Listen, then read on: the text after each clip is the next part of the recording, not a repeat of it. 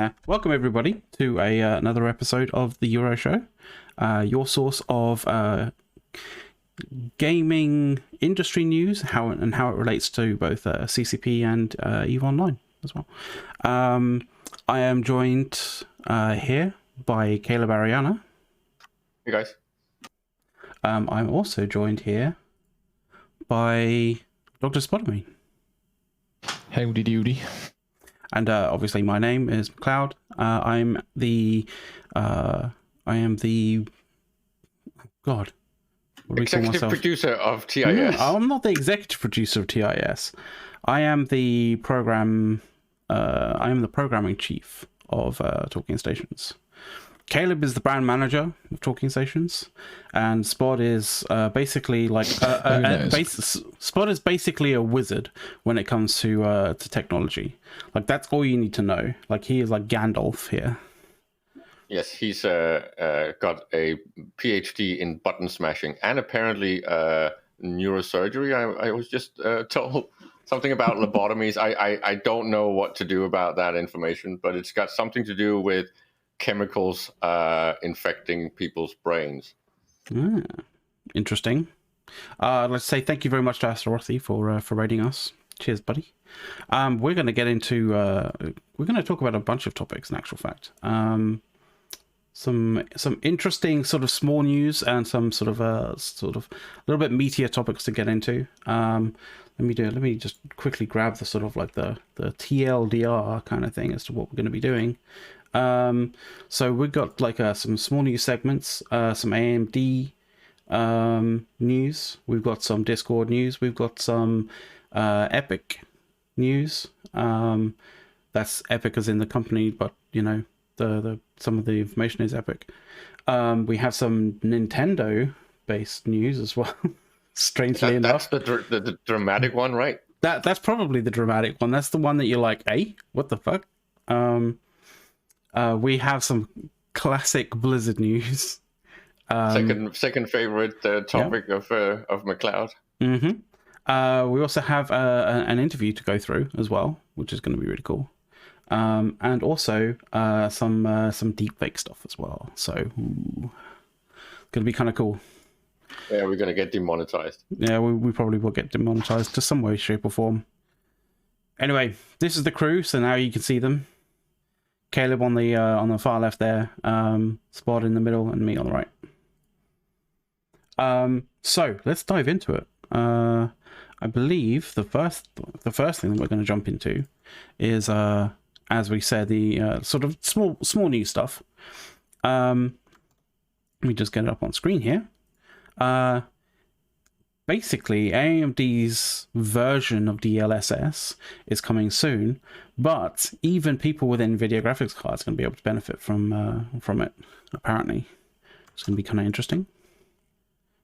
Is this where I scream, help, Spot? I don't understand. What is DLSS?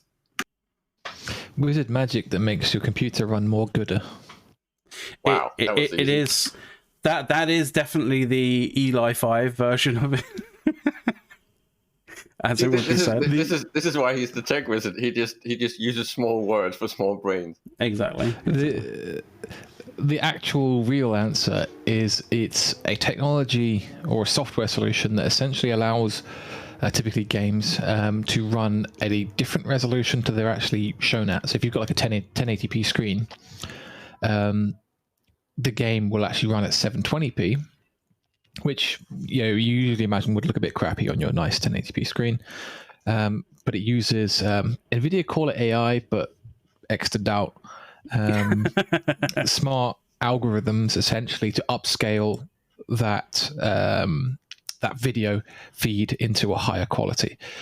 So it essentially allows you to run at a higher frame rates, because if your graphics card, for example, is really struggling to run a game at 1080p but can run it fine at 720p, by using this upscaling technology, you get sort of a little bit of the best of both worlds, where you get the frame rate of running at a lower resolution, but some of the visual fidelity from the upscaling. So the game code is saving on cycle stuff, and then it's filling in with a predefined upscaling technology, right? Kind of. It's all a bit wizardy and a bit a bit smarter than that. But there's also another point there, because it works the other way around, which might sound a bit weird. So again, take your example 1080. Your example 1080p monitor. The game can actually run at 4K, and then downscale to 1080p.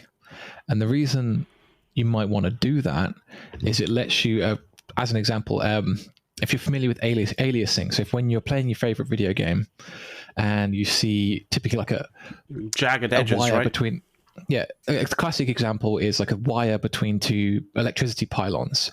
You see that it actually doesn't look like a nice smooth line. It looks like the little jagged lines.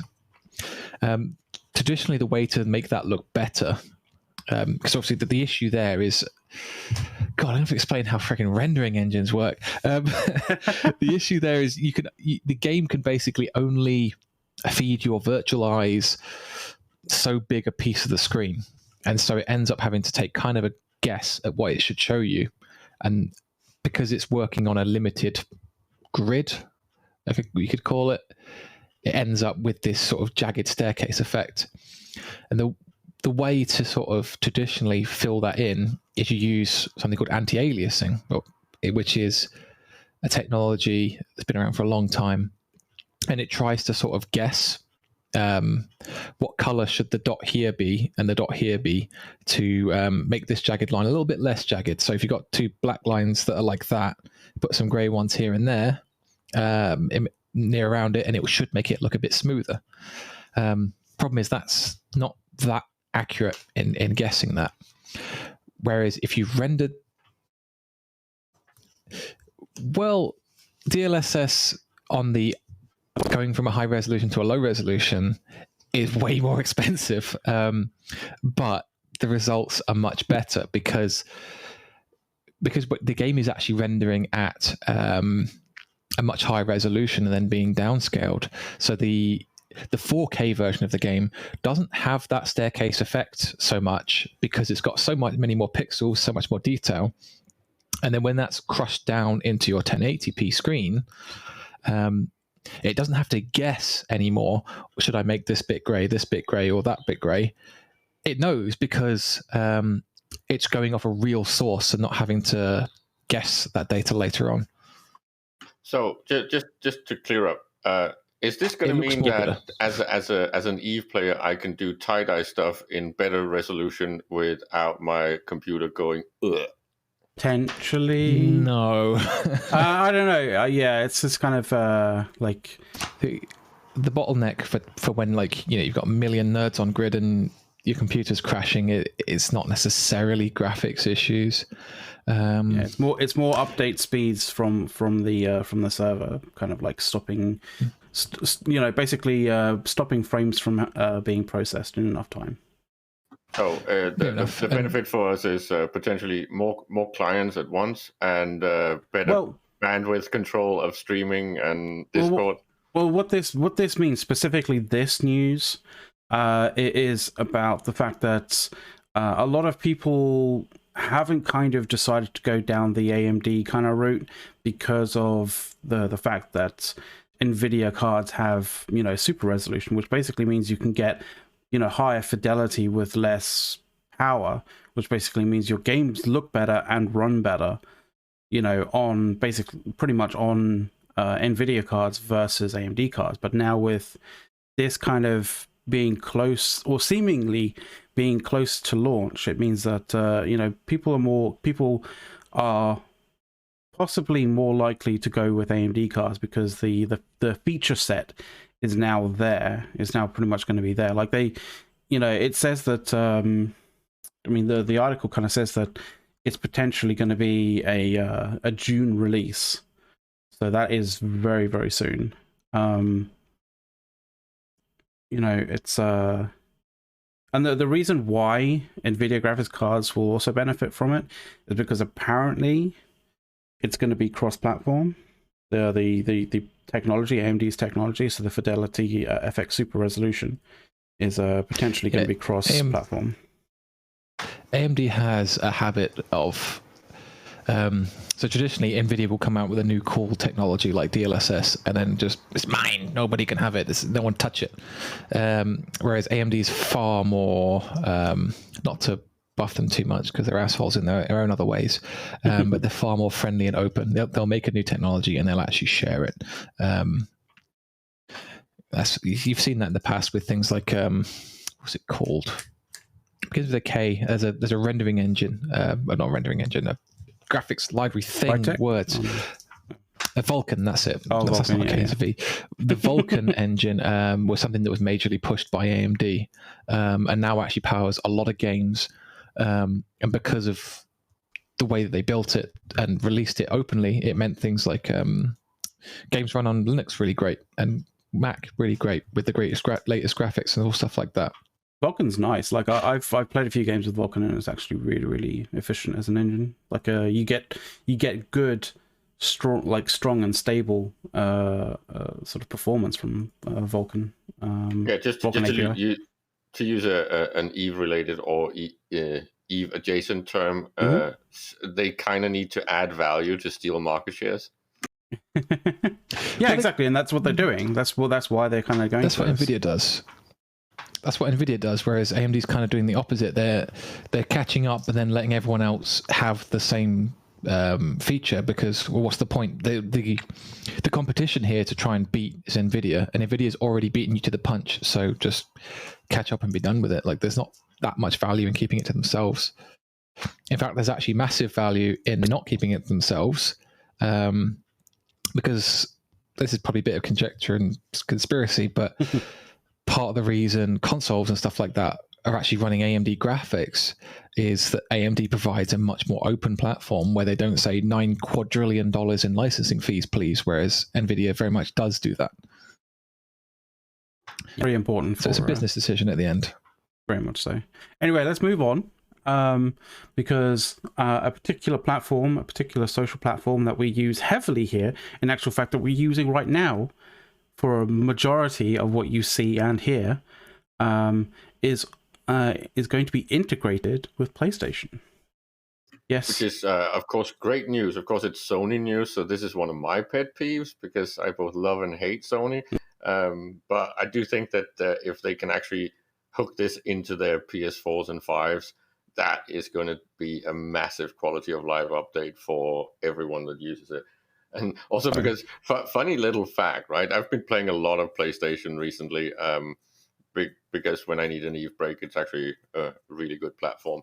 And I haven't added anyone socially, right? I have actually 0 friends on that thing, because I usually play it for single player stuff, right?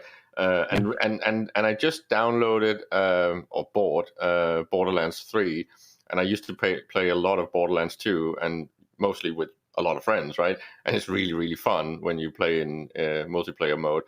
And I have no friends. It's like, okay, so I can only play the single player mode. It's like, but this game is supposed to be a multiplayer thing. But then I have to start looking for friends on PlayStation. It's like, no, thank you. That is going to be difficult.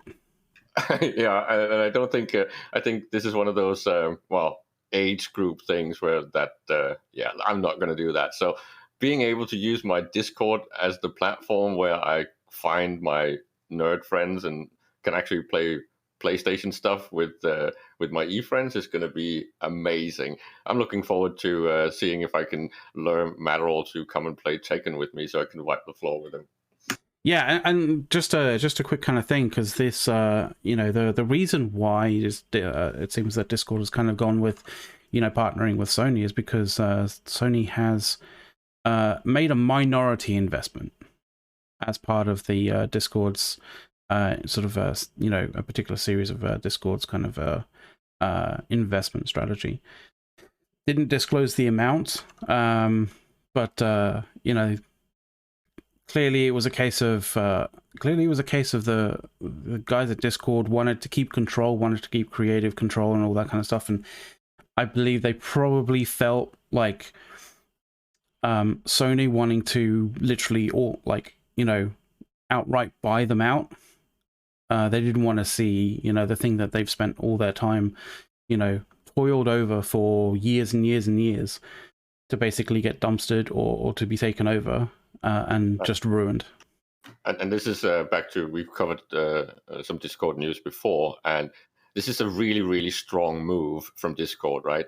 The fact that the Microsoft purchase thing didn't happen, and we talked about how that's actually because it sounds like Discord actually have enough faith in themselves to actually be able to do these things themselves and actually get into the market and get onto a business model where they monetize their product.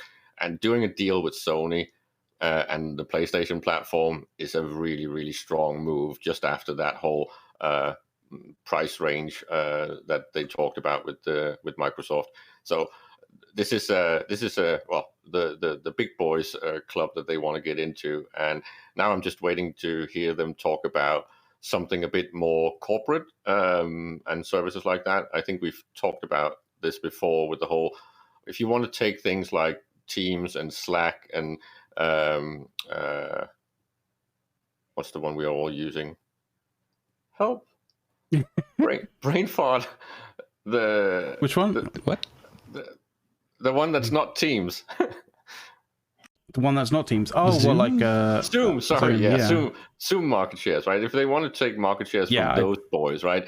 This is a good move, but they do need that Slack-like corporate service solution, which is also where I think they're going to get the majority of their monetization.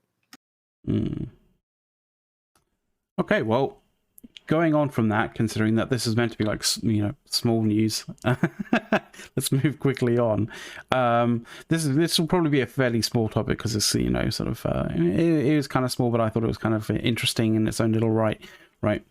I don't know if you guys know, but Epic and Apple have been kind of like scuffling in the courts over some stuff, like you know, very minor stuff, I'm sure.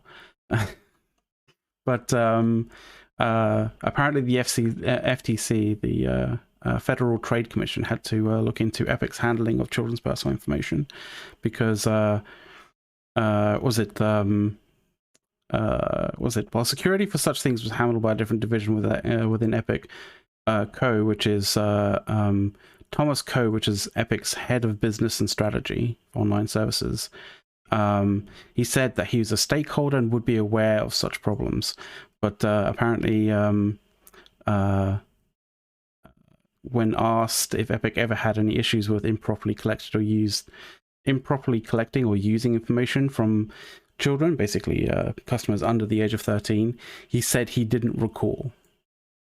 So let's see. Some of the meta tags here is underage and customer information sharing and game developers is like and big computer business is like, why am I not surprised? This is like almost not really in the category of news. Again, back to our earlier episode on EA. When EA does bad, it's not really news. It's just a continual story. It's kind of like the same thing. It's kind of like, and in other news, water is wet. You know, exactly. Sort of thing, right?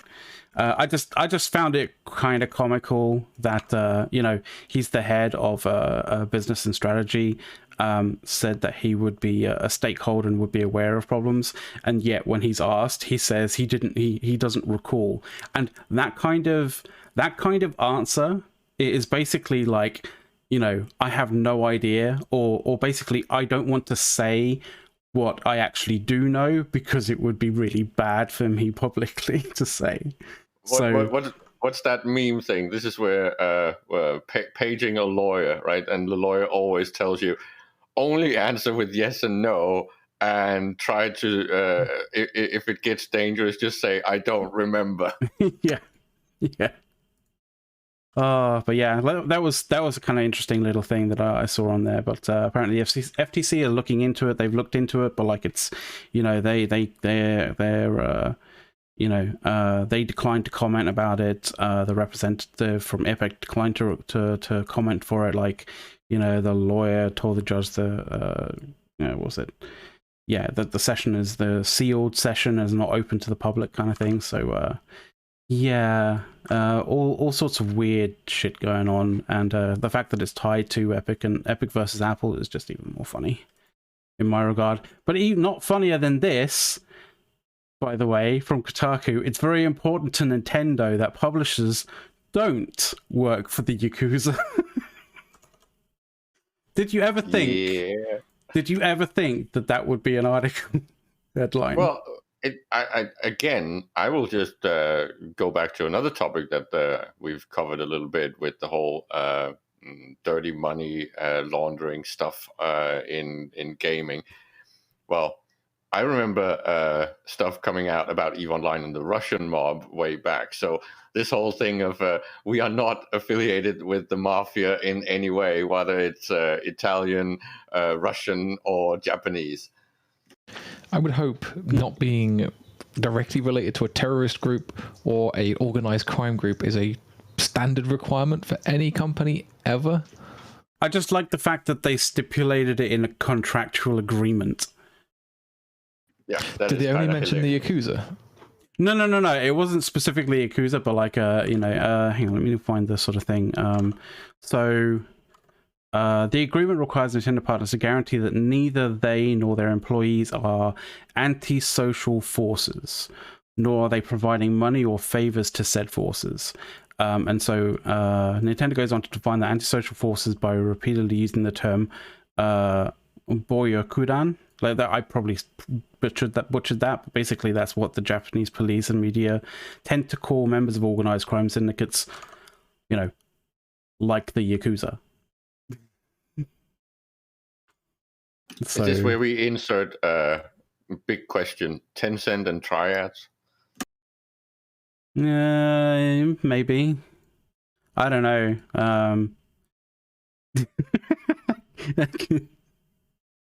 The only worrying thing about that. Yeah. The only like legitimately worrying thing about that is it has the potential to be because it's such a vague. You can't be part of Group X, and X is not really very well defined. X can be whatever they want on that given day.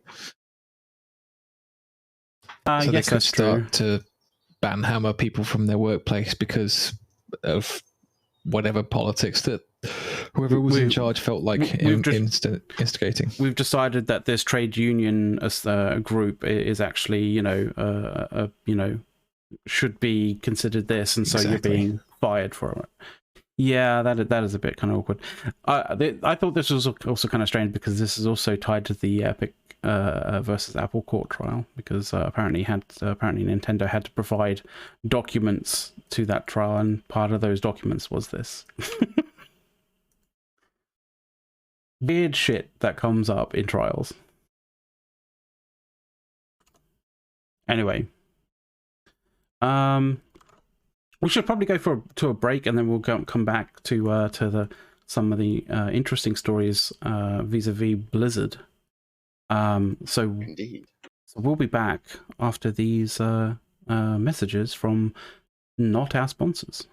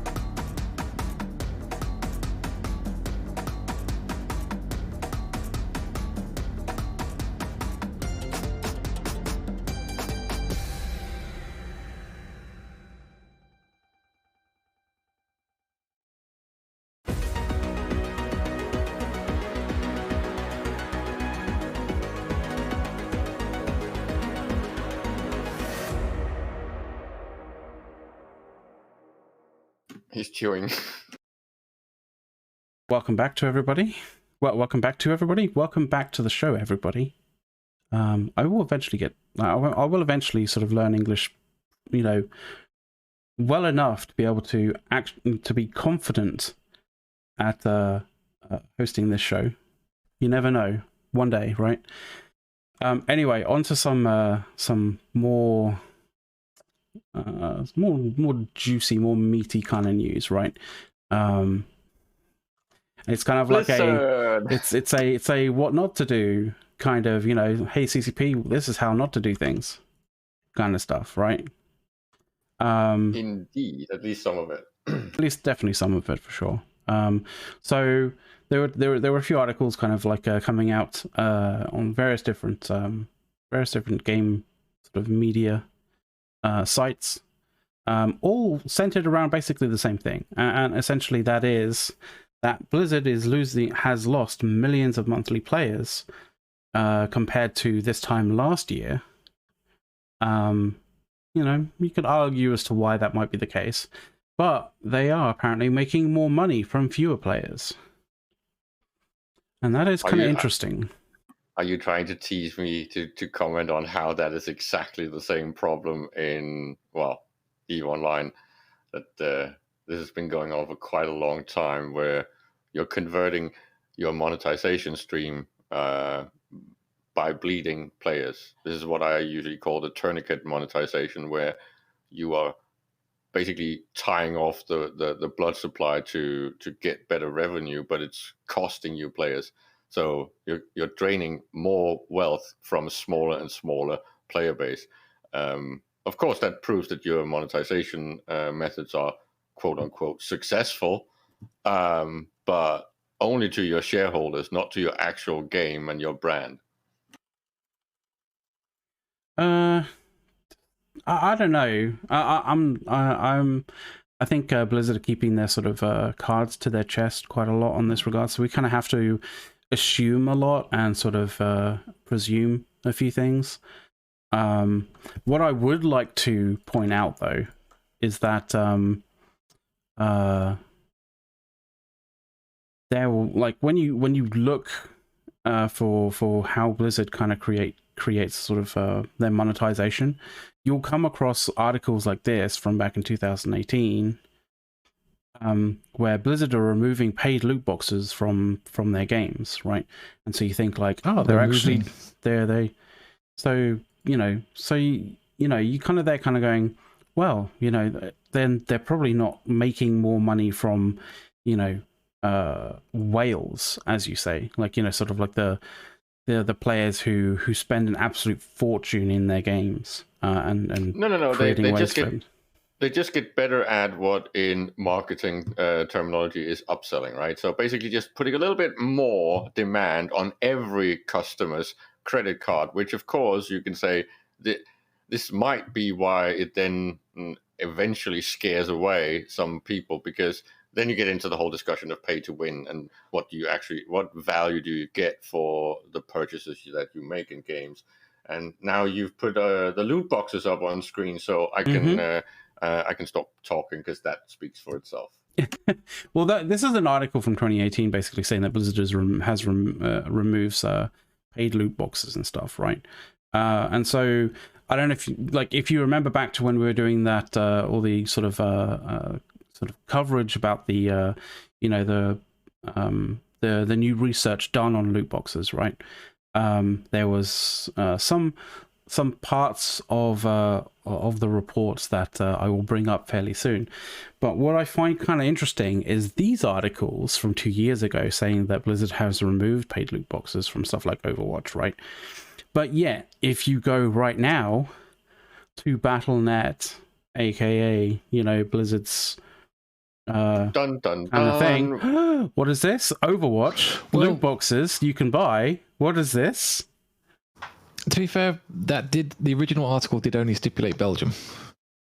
Okay. Specifically Belgium then. Okay.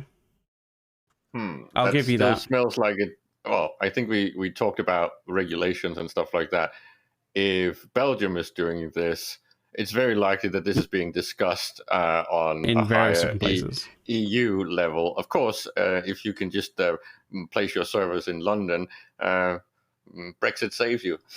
To a degree, yeah, I guess. But like, there's definitely movement inside of the UK regarding, restricting loot boxes and that kind of thing. I would also say that like card packs like this is basically exactly the same thing. So in Hearthstone, card packs are also loot boxes essentially. FIFA, the most exploitative game around. Yeah, and FIFA being the most exploitative game, but that's EA. I specifically wanted to go to the gambling report here and how kind of like this ties into that sort of somehow Blizzard are making more money from less players kind of thing. Specifically relating to game developers, unwittingly or not, appear to be generating outsized loot box profits from at-risk individuals, likely to include both those with disordered gambling and disordered gaming. This is again back to a little bit on the whole Spot's comment with if you haven't defined X, and if you just make a sister corporation or something like that, or you outsource the dirty money and dirty behavior outside of yourself, but indirectly then still make money on it.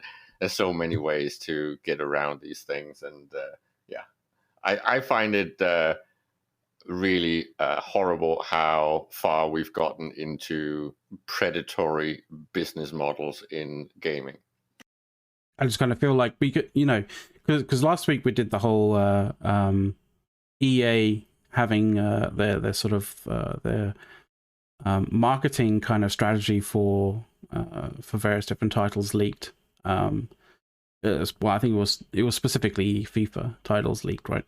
I kind of feel like I get the inkling that that Blizzard have been doing the same thing over the last year. No, really? Big game companies want to exploit loads of money from people that are vulnerable? We all put on our surprise faces. Yeah.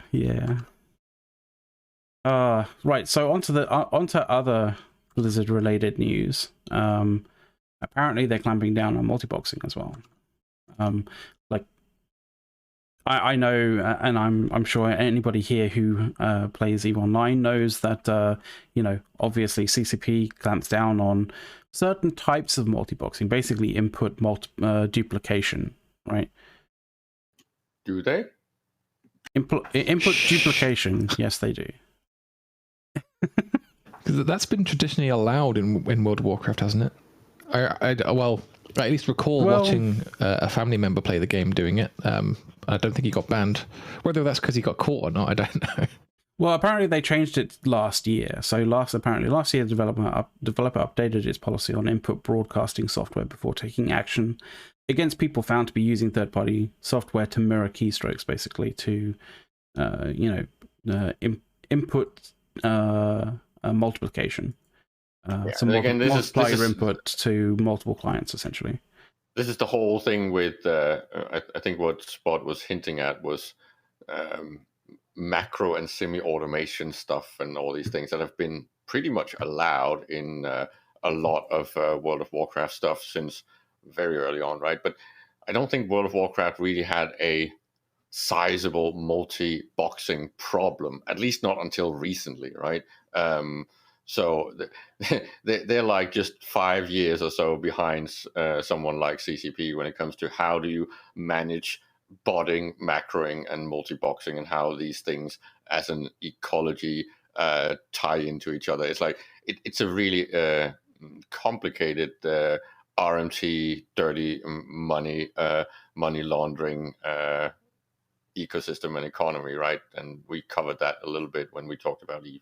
Well, yeah, when you can do things to a large enough scale, it becomes sort of economically viable to sort of, for people with nefarious purposes to kind of get on board, right?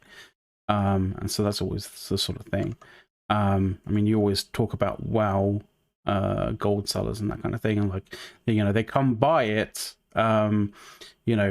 from nefarious purposes or from purposes that are, you know, very much on the borderline, right? What I would say is it definitely seems as though Blizzard want to crack down a little bit heavier on it as they've done previously, because they're additionally prohibit the use of all software and hardware mechanisms to mirror commands to multiple World of Warcraft accounts at the same time, or to automate or stream or to automate or just streamline multiboxing in any way. Yeah, and it's so natural that this happens, right? Because we just talked about earlier in this episode about computer resources and how they're improving them all the time, both hardware and software wise, right? So games that are code-based 10 years old or something like that, you can just run as many potato mode clients as you want, right?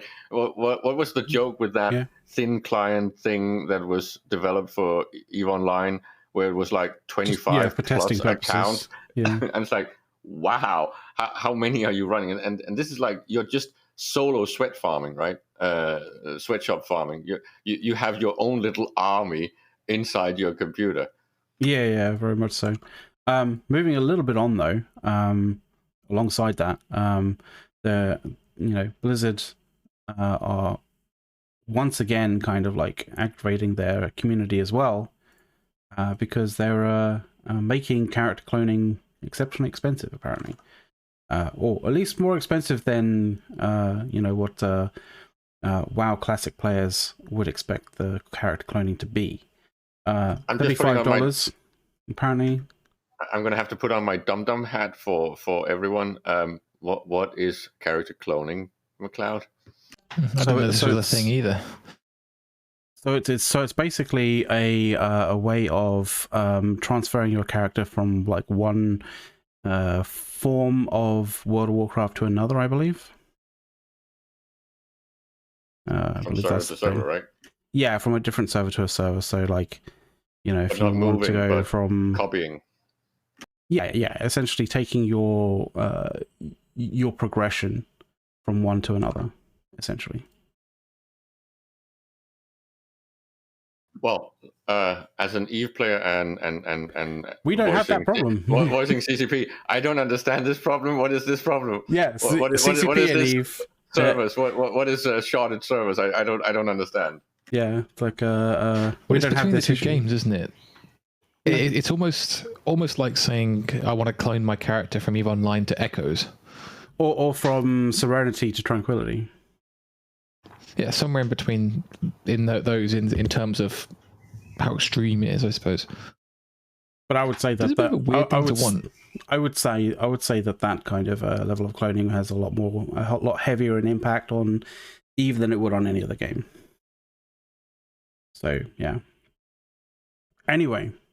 Do we want to...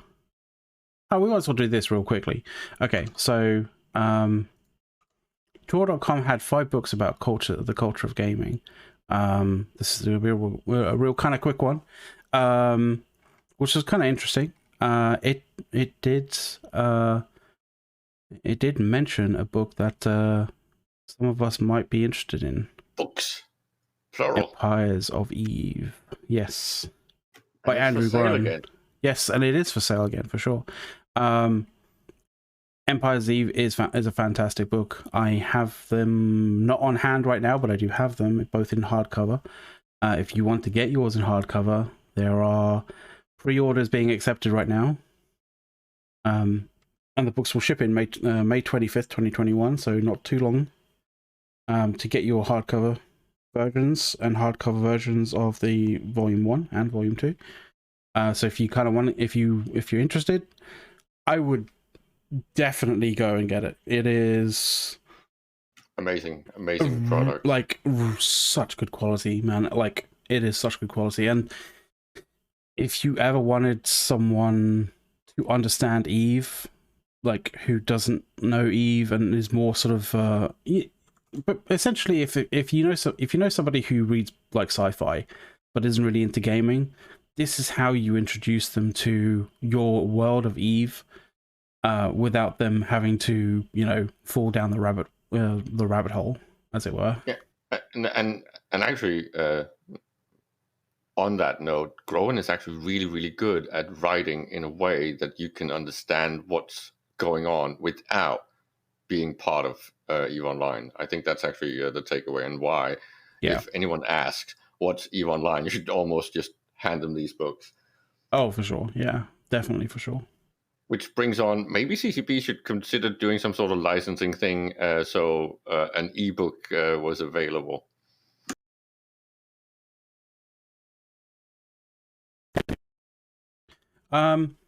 So, I think before we get on to our final topic, our final two topics, we'll quickly go to an ad break, and then we'll be back in 2 minutes. I think 2 to 3 minutes. I think.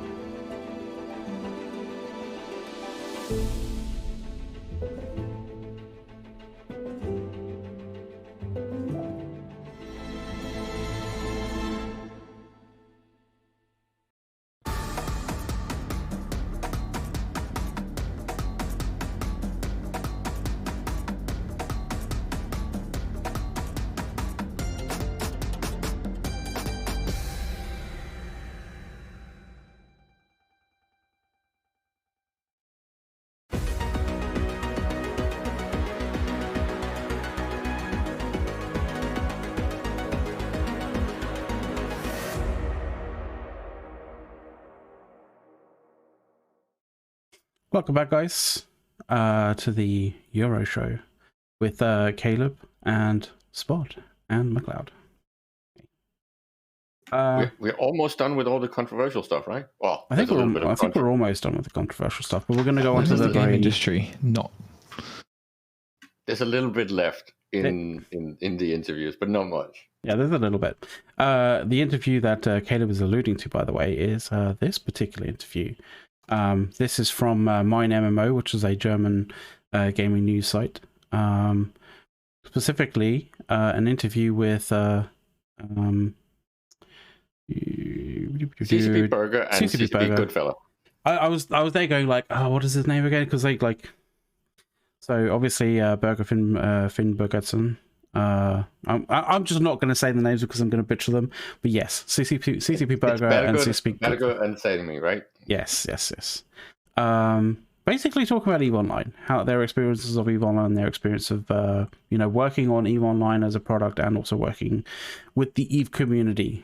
Yeah, we kind of got two rather long-ish interviews. This with the tag team of the executive and the brand director, and then we also actually got a Hilmer interview.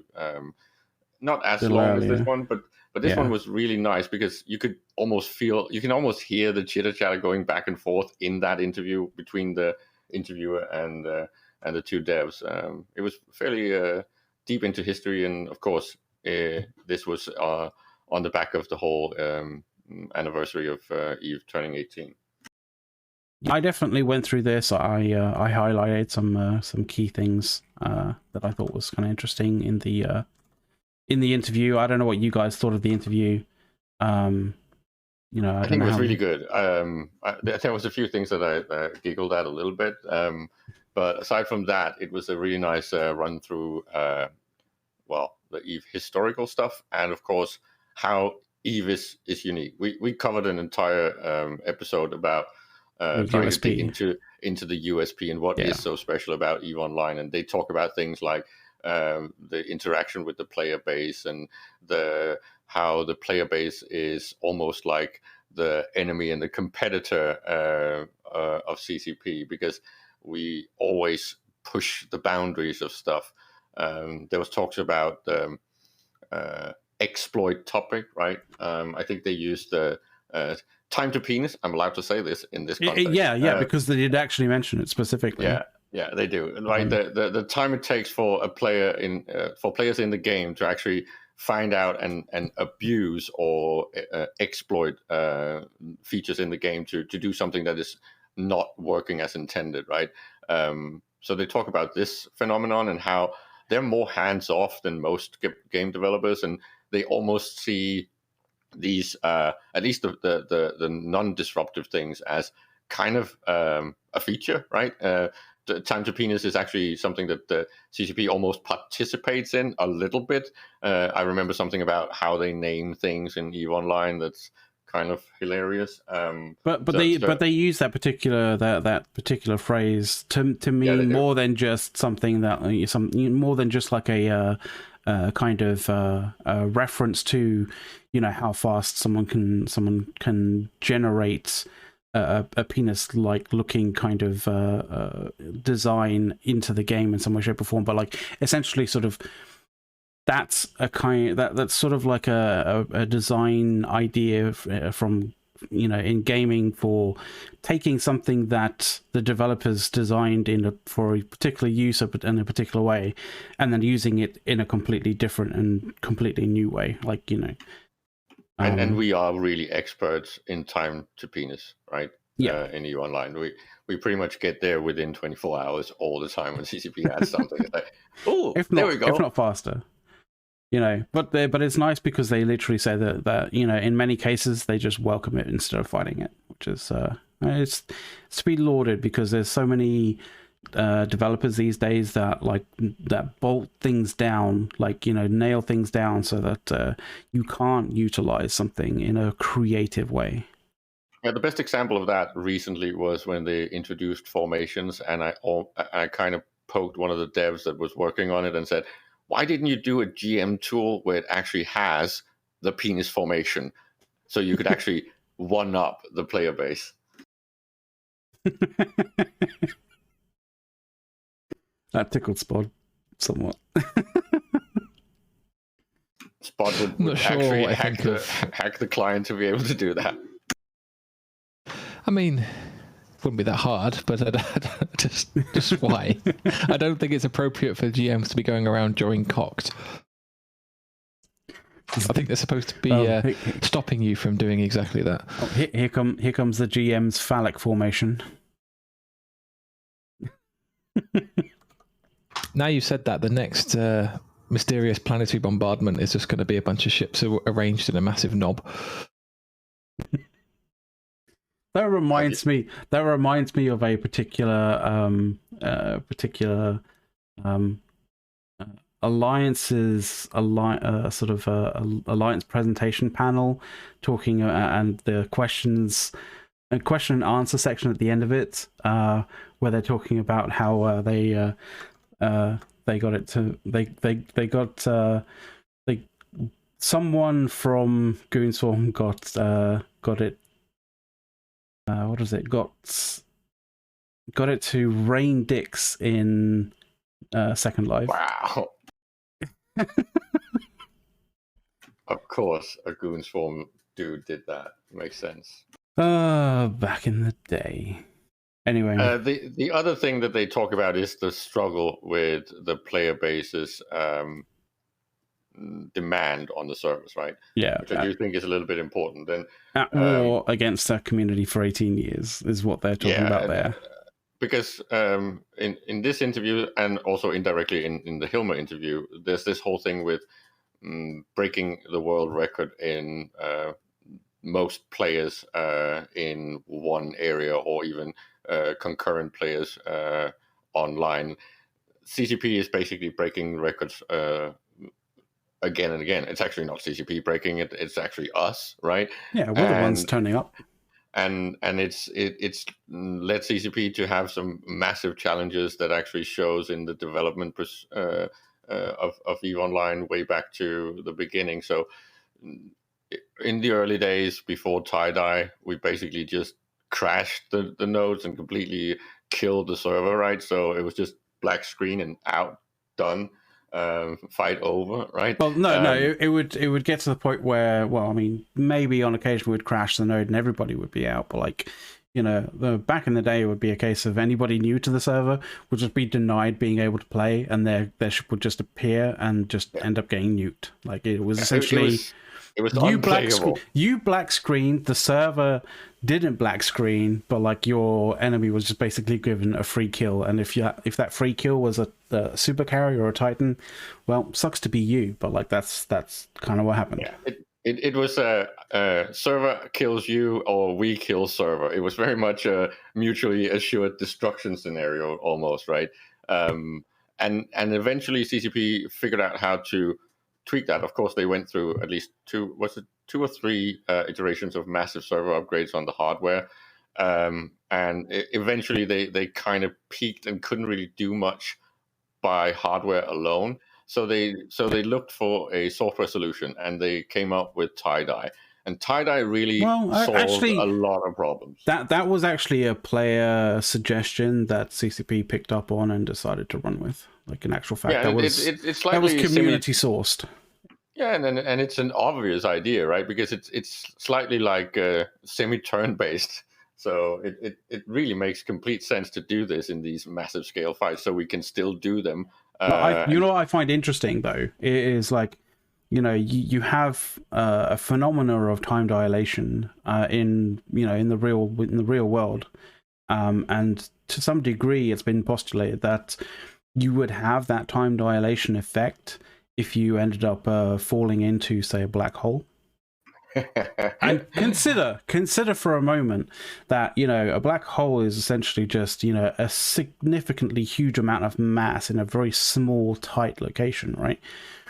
You know, much like sort of like 6,000 or 8,000 nerds in one little place fighting it out, right?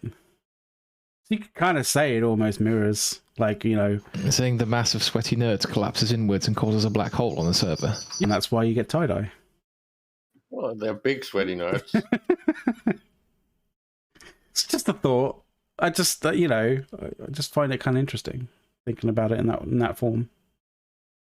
Well, we already have wormholes, so why not black holes as well? And I do know that the Triglavian weaponry is based on that, so maybe that explains why it ramps up. It basically speeds up time instead, right?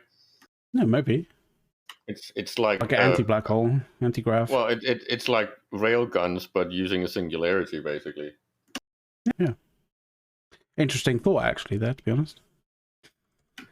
But that was some deep dive into lore, and Spot we did suddenly random go into that. I think Spot was just like, oh god, they're talking about lore now. Crap.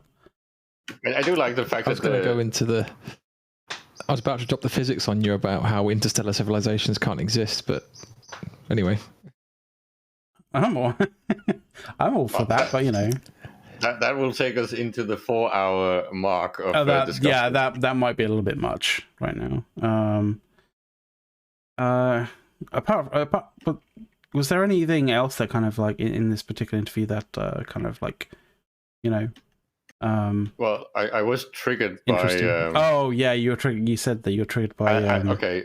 In his defense, this might be a thing in some very edge cases, but he said something really weird about how modems and phones. Oh, here we are. Yeah, right? yeah. And basically, he said that if someone calls you while you're on the modem, it would drop you from the game. And I'm just gonna say, I can't figure out what kind of case where that would be true, because if you were calling my modem when I was on for 6 and 8 hours or more, there would be no response. You would just get a busy tone, and there's no way that you are going to kick me off my modem from the outside. But of course, if my mom decided to have a phone call with her sister or something and picked up the phone, my modem sometimes actually dropped me. So maybe that's what he meant. But definitely no, you can't call my phone and then some sort of single DDoS me even on a modem. I don't know what that scenario was, but that was fun. Yeah, that's not. I wouldn't consider that to be a viable tactic to try and force somebody who has a Titan offline kind of thing. I believe that the at the time, and I do not recommend you trying to do this nowadays, because obviously there's a whole litany of like reasons not to do this, legal, just so many different reasons. But there was a tale back in the day of someone of a group basically forcing a Titan pilot offline by cutting the either, I think it was the power or the phone line to their house IRL. It's just insane. Don't do that. Can I just say, it's actually quite shocking knowing how much data groups gather about each other. As an example, there's probably a pretty good chance, even though this is kind of dubious in terms of legality, Big Alliance X has potentially the IPs of the Titan pilots of Big Alliance Y, or even the FCs or whatever, important people. And DDoSing them as an individual person to knock them out is actually very easy. And it doesn't happen very often. So that's almost like a high five to the EVE community that you're not all assholes. I think it used to be, when sort of DDoSing was in its sort of infancy, it was done a little bit more frequently. But like, yeah, the community has cracked down on I think this might actually be because this is stuff. I think this could really be some sort of etiquette, mutually assured destruction thing. Because if we started escalating the hacker wars, right? It's the thing is, it's a line in the sand. Like people were going over that line, but like I think that line has become like more and more, more defined, more heavily drawn. It's the same as with things like doxing and all of that stuff, right? It's almost like most EVE players today have this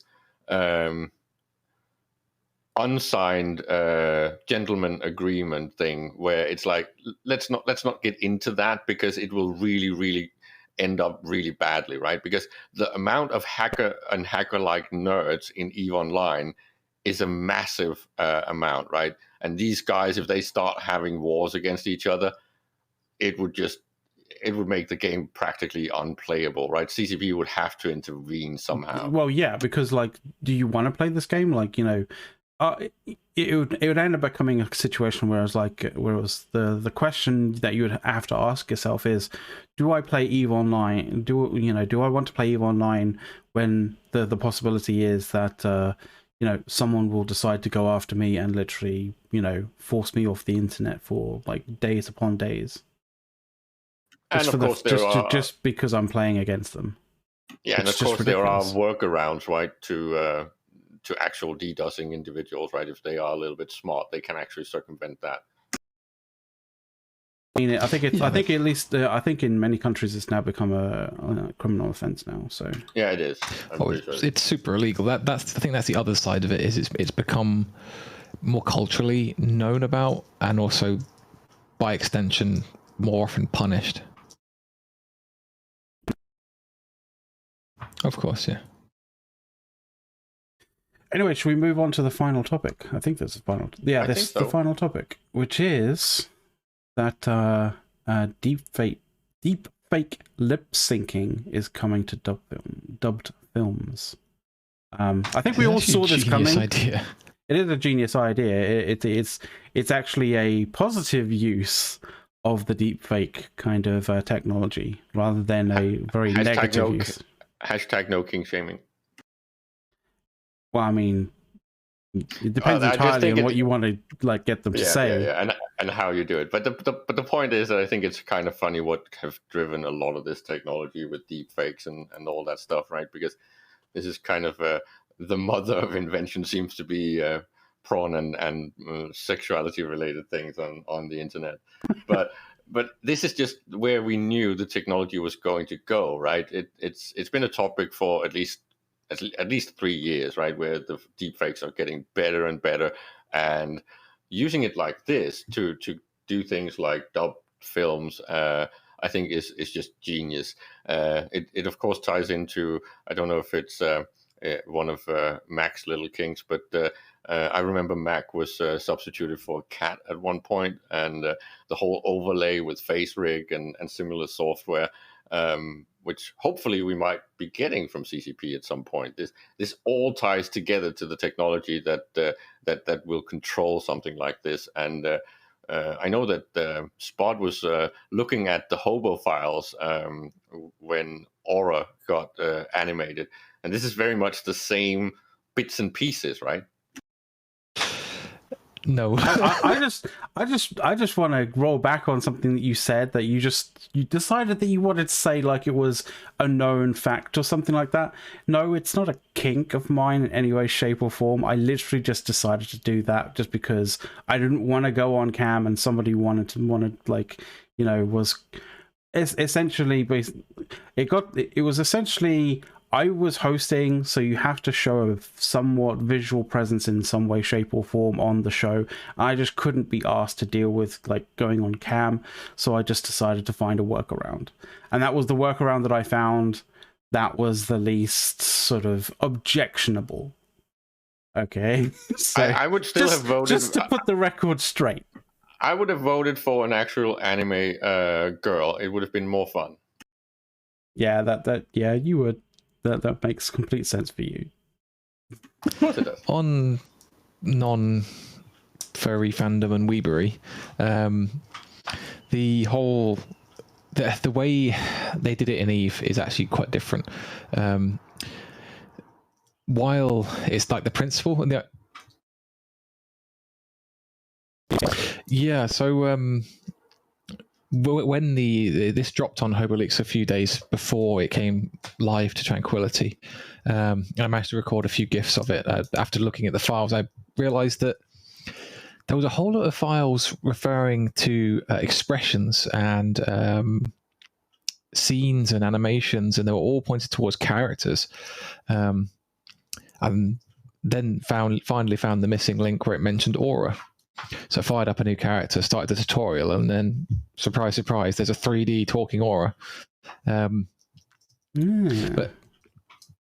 which is now actually live, which is pretty awesome. But the thing I had a chat with, because after I posted these GIFs out on our Twitter, I'm sorry, his name bloody escapes me right now. One of the developers that was one of the leads that worked on this.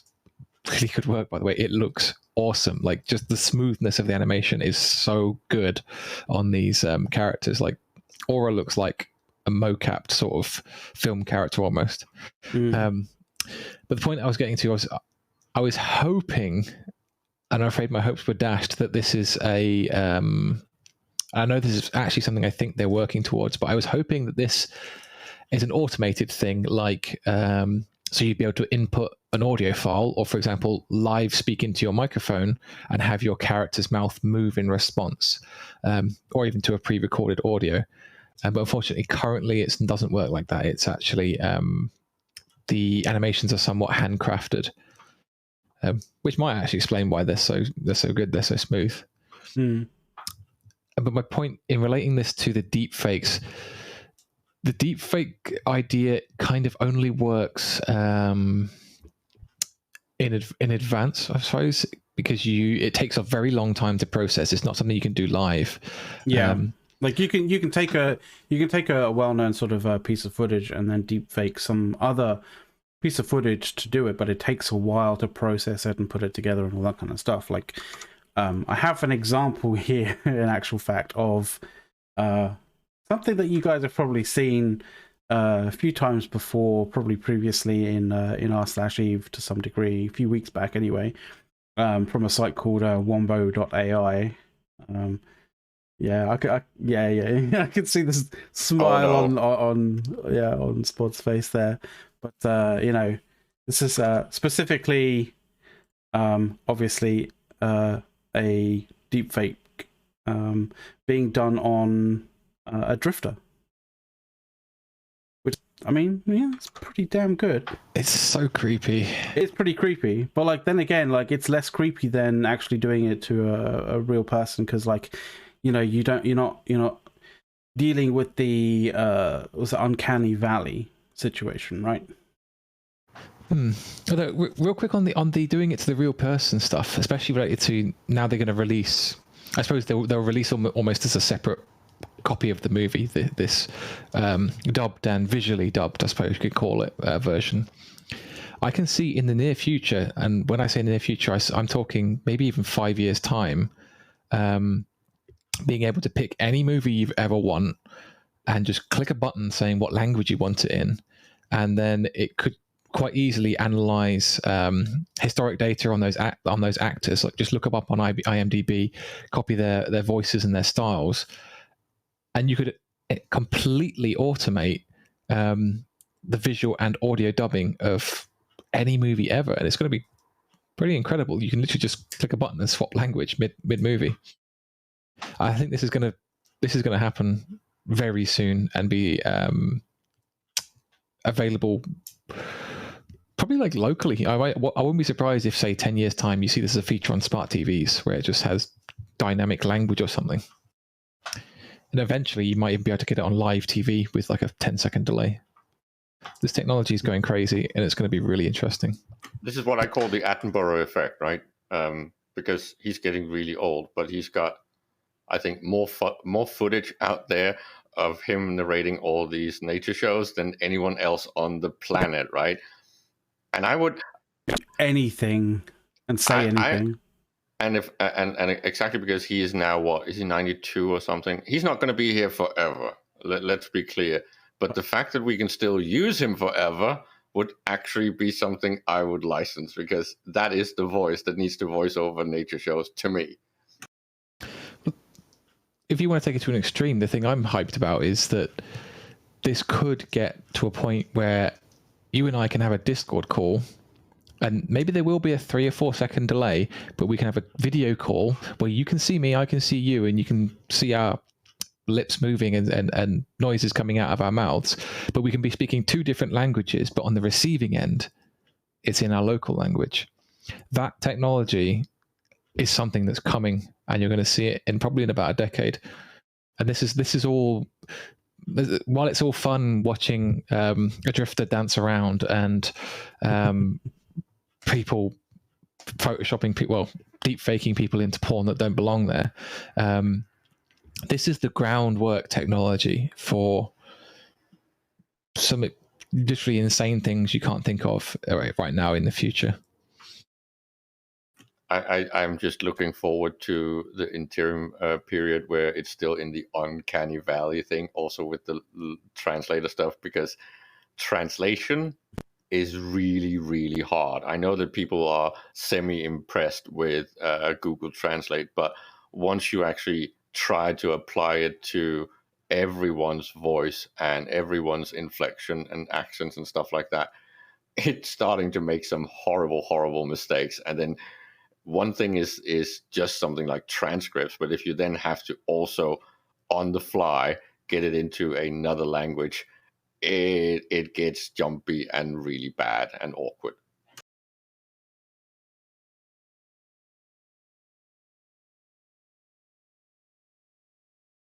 Heavy Scottish accents. Oh, that's going to be hilarious.